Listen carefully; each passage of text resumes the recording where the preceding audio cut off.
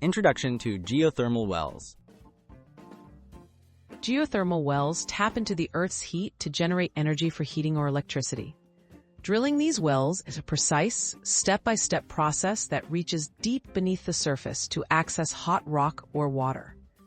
Let's explore how engineers and drilling teams turn underground heat into a dependable and sustainable energy source.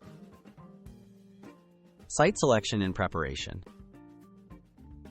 Before drilling, experts use geological surveys and seismic studies to locate areas with significant underground heat and accessible rocks. The site is then cleared and leveled.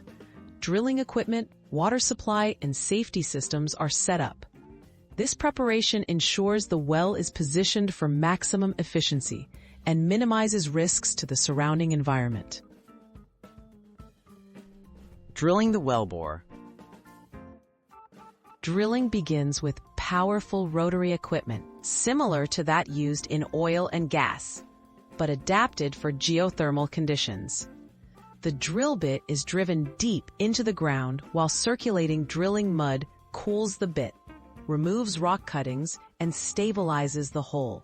Layers of casing are installed as drilling progresses to prevent collapse and protect groundwater. Reaching hot zones and completion. The well is drilled until it reaches the target hot rock or geothermal reservoir, often several kilometers underground. At this depth, temperatures can exceed 150 degrees Celsius. The well is then lined with a final steel casing and cemented in place. Special perforations or open hole sections allow superheated water or steam to flow up from the reservoir. Testing and energy extraction. After drilling, engineers conduct flow tests to ensure hot fluids rise efficiently and safely.